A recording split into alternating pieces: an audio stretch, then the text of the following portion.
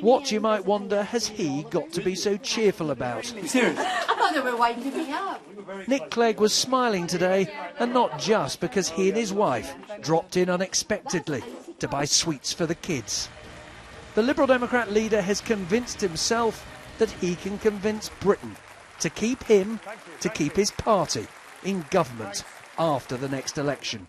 Every insult we have had to endure since we entered government, every snipe, every bad headline, every blow to our support, that was all worth it. Because we are turning Britain around. Remember those election debates that made him the most popular leader in Britain?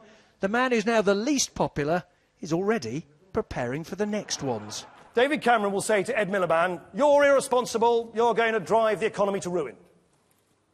Ed Miliband will say to David Cameron, "You can't be trusted to help everyone, your party only cares about the rich." And for once, I will agree with them both. Left to their own devices, he said, they'd both get it wrong.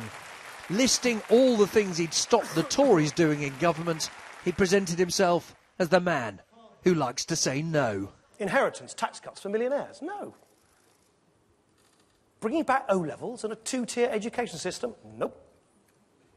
Profit-making in state schools? Nope.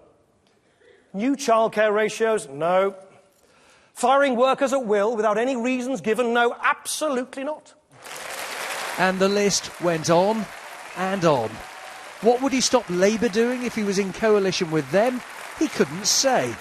Because... Who here knows Labour's plans for our schools? Anyone? Welfare? What will they do with the NHS? For industry? To cut crime? No. As for his policies, he said he'd fight to keep the government green, to keep Britain in Europe, to keep Scotland in the UK. Not all his MPs were perhaps as excited as they might have been. The big announcement at this conference, free school meals for all infants, was rooted in the values his parents had taught him and he and Miriam had taught their sons. My ambition is to provide free school meals for all primary school children. Another reason we want to get into government again next time round. Contrast that, he said, with the Tories' priority, a tax break for married couples. A tax break for some, funded through the taxes of everybody else. That tells you everything you need to know about their values. So much for coalition unity. This was a speech of a man desperate to prove his party's independence and to prove that he is here to stay. We're not here to prop up the two-party system. We're here to bring it down. That woke him up in time to hear the whole speech summed up in just 2 sentences. Our mission is anchoring Britain to the centre ground. Our place is in government again. Thank you. Nick Clegg believes he's convinced his party to stop fretting, to stop fearing the unpopularity that comes with being in government.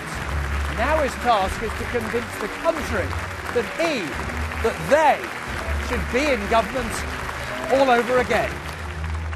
And that means he'll have to persuade millions of voters to be prepared to embrace him all over again.